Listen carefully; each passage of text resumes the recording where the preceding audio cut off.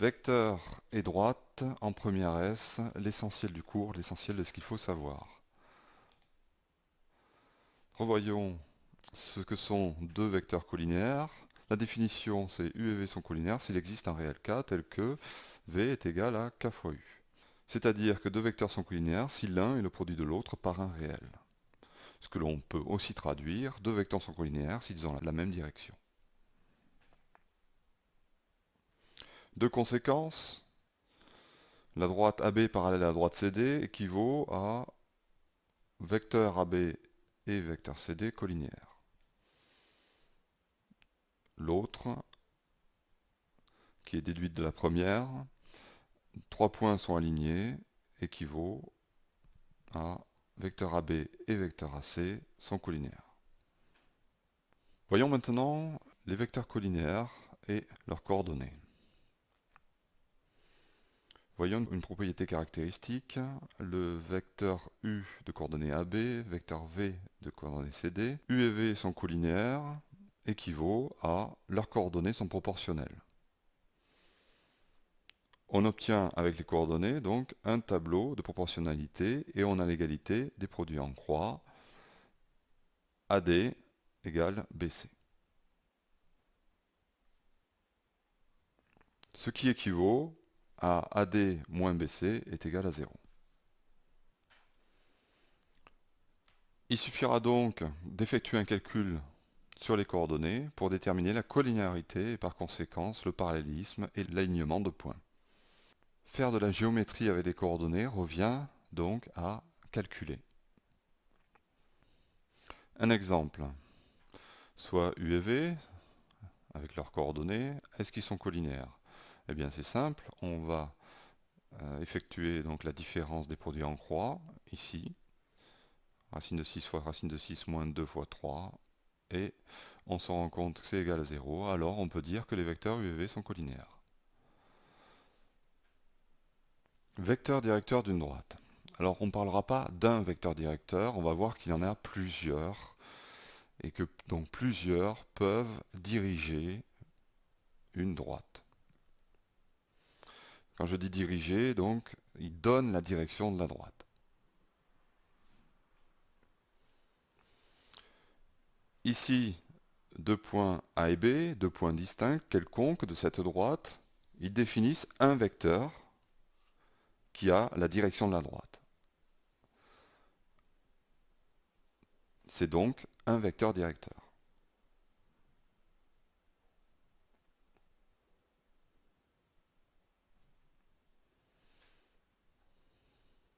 Tous les vecteurs qui ont la même direction que cette droite sont aussi des vecteurs directeurs. Ainsi, tout vecteur collinaire A à B au vecteur AB est aussi un vecteur directeur. Ici, notre vecteur U collinaire à AB est aussi un vecteur directeur. Comment définir maintenant une droite par un point et un vecteur directeur? On a vu déjà qu'on pouvait définir donc une droite par deux points.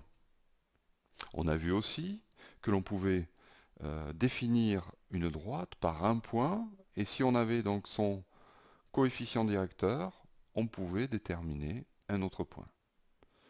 Le coefficient directeur, lui, on a vu qu'il donnait l'inclinaison de la droite, il donne donc la direction de la droite.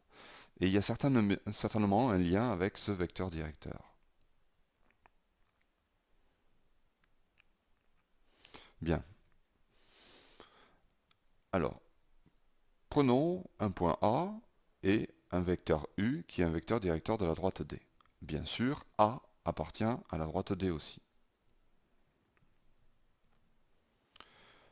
Le vecteur U, lui, donne une direction. Donc, qui dit direction, dit droite. Cette droite représente la direction de U. Il est évident que toute droite qui aura la même direction que celle-là sera parallèle à cette droite.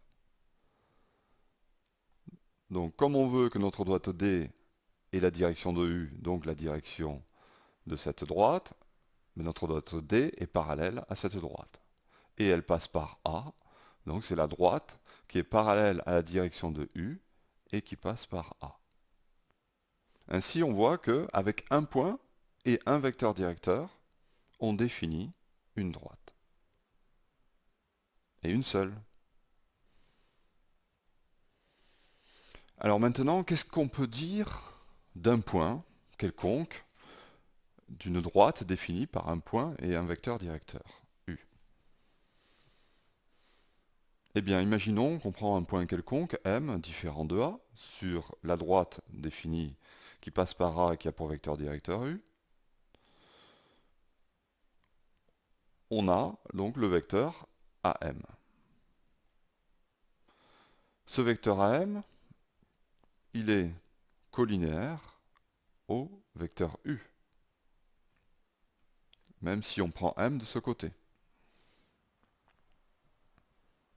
Ainsi, on va dire un point M quelconque de la droite A défini par A et le vecteur directeur U équivaut à vecteur AM et U collinéaires. Donc ça, c'est très important à retenir absolument.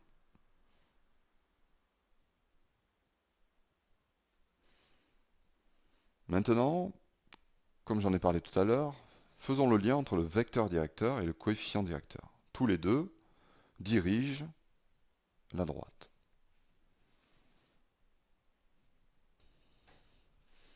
Alors soit M le coefficient directeur de la droite, ici, on sait que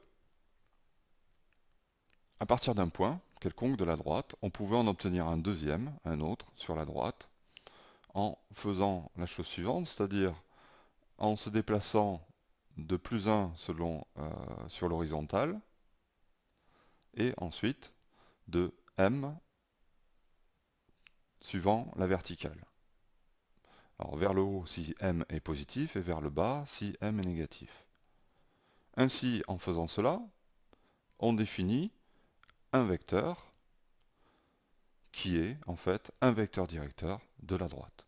On le voit, puisqu'il a la même direction que la droite. Il est sur la droite. Et ce vecteur directeur, il a pour coordonnées 1, M. Donc on retiendra ça que le vecteur de coordonnées 1 en abscisse et M, le coefficient directeur en ordonnée, est un vecteur directeur de la droite.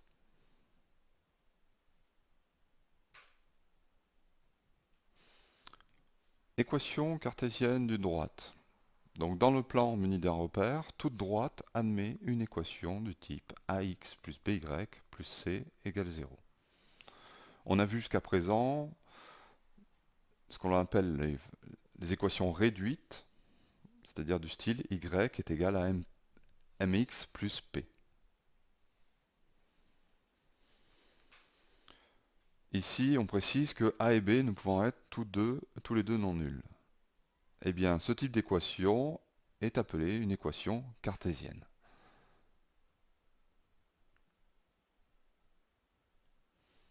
Alors, première chose importante à bien comprendre, si un point M quelconque appartient à cette droite, alors les coordonnées de M vérifient cette équation. Et les coordonnées de M, quelles sont-elles? C'est Y, X et Y. L'abscisse d'un point quelconque de la droite et Y, l'ordonnée d'un point quelconque. Donc on notera en langage mathématique ceci. M de coordonnées x, y appartient à droite équivaut à ax plus by plus c égale 0.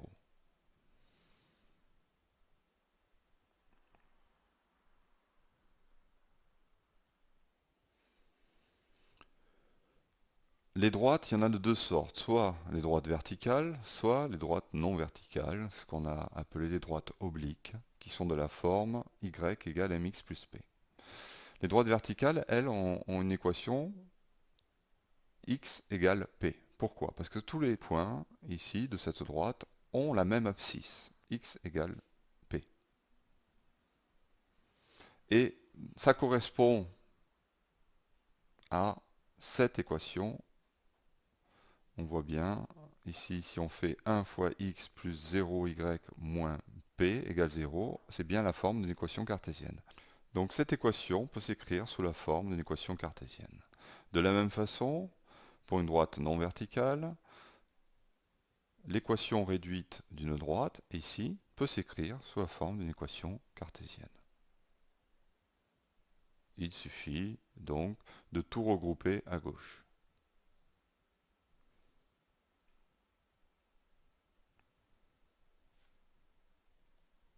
Voyons maintenant dans l'autre sens, en partant d'une équation cartésienne, si on peut retrouver l'expression de nos deux styles de droite, c'est-à-dire les droites obliques ou les droites verticales.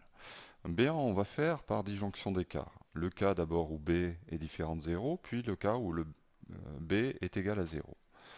Donc si b est différent de 0, on a ici, on part de l'équation cartésienne et on va l'écrire sous cette forme. Ensuite, pour passer à cette forme-là, on va diviser par b, d'où l'utilité d'avoir b différent de 0. Et à ce moment-là, ici, on s'en rend compte que l'on a la forme réduite de l'équation cartésienne au-dessus. Et si ça c'est la forme réduite, donc ça correspond à une droite non verticale. Si b est égal à 0 maintenant, eh bien on simplifie, donc il reste ax plus c. On peut diviser par a, puisque a est forcément différent de 0, ce qui équivaut donc à x égale moins c sur a, c'est-à-dire x égale un nombre. Et ceci est bien l'équation d'une droite verticale.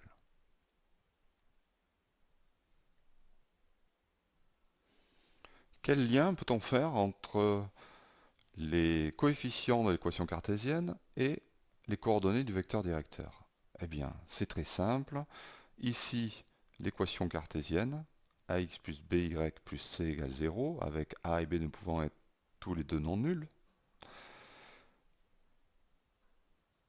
Eh bien, donc, cette droite qui a cette équation admet un vecteur directeur u de coordonnées moins b, a. Moins b étant toujours l'abscisse et a l'ordonnée. Nous allons montrer ça. Donc, partons de l'équation cartésienne. Si b est différent de 0, alors on obtient, on l'a vu, ce genre d'équation réduite. Donc on a une droite oblique, deux vecteurs directeurs, 1 et le coefficient directeur, moins a sur b. Le vecteur qu'on a obtenu ici, mais on a le droit de multiplier par b, par exemple, pour obtenir un vecteur collinéaire, qui est donc aussi vecteur directeur de la droite. Et si on multiplie par moins b, on a donc un vecteur directeur qui est moins b, a. C'est bien ce qu'il fallait trouver.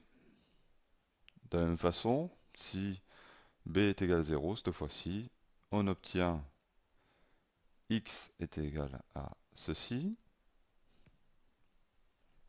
C'est une droite verticale, donc un vecteur directeur peut s'écrire 0, 1.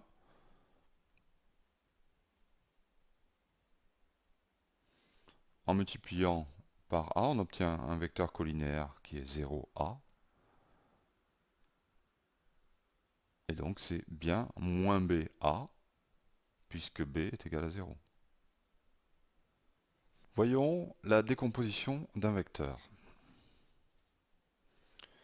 Bien, un vecteur, on peut écrire ici le vecteur AC. Donc on va utiliser échelle, on va passer par un autre point et on pourrait écrire que c'est le vecteur AM plus le vecteur MC. Donc la fin de ce vecteur AM est l'origine du second. Hein, il faut respecter ça. C'est comme si, en fait, ici on parcourait ce chemin en ligne droite et là on passait par un point intermédiaire. Voilà, et toujours en ligne droite. Et avec un sens, évidemment. eh bien on pourrait aussi décomposer de cette façon, c'est-à-dire passer par M, puis par N, puis par C, et aller en C. Et ainsi on écrirait que c'est vecteur AM plus Mn plus Nc, en respectant la fin de l'un et le début de l'autre. Voilà. Soit ABCD, un parallélogramme, et I le milieu de AB. Eh bien, on va se servir des coordonnées. On prend donc pour cela un repère, et on va prendre comme repère A, I, D. Donc ici nos deux axes, AI et AD. Et donc là on a l'unité AI et sur les ordonnées l'unité AD. Ainsi, le point C a pour coordonnées 2, 1.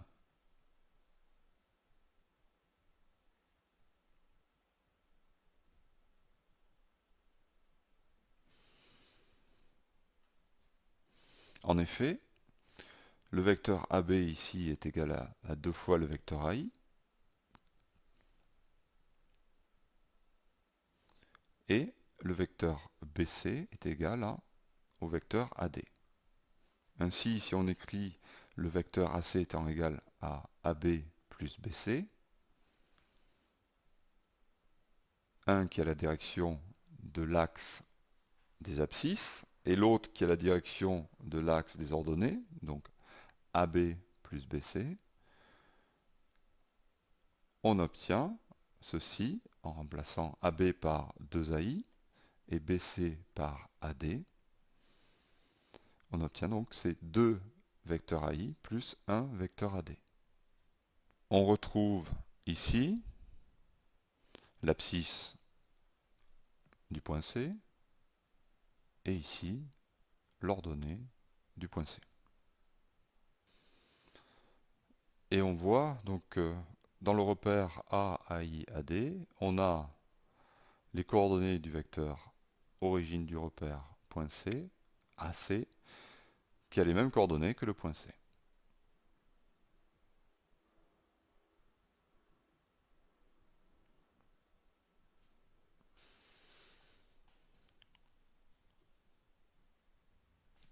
Donc ici un repère, soit U et V, deux vecteurs non collinéaires, et A, un point du plan. Dans le repère A, U, V, on a le point M de coordonnées x, y équivaut à A, l'origine du repère, vecteur AM, est égal à X, vecteur U, plus Y, vecteur V.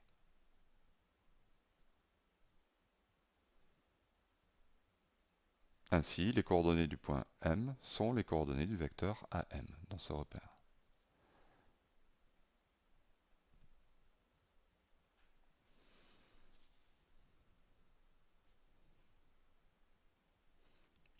Ainsi, n'importe quel vecteur de coordonnées x, y s'écrit aussi x vecteur u plus y vecteur v. Et donc il suffit de décomposer selon l'horizontale, selon la direction de l'axe des abscisses et la direction de l'axe des ordonnées.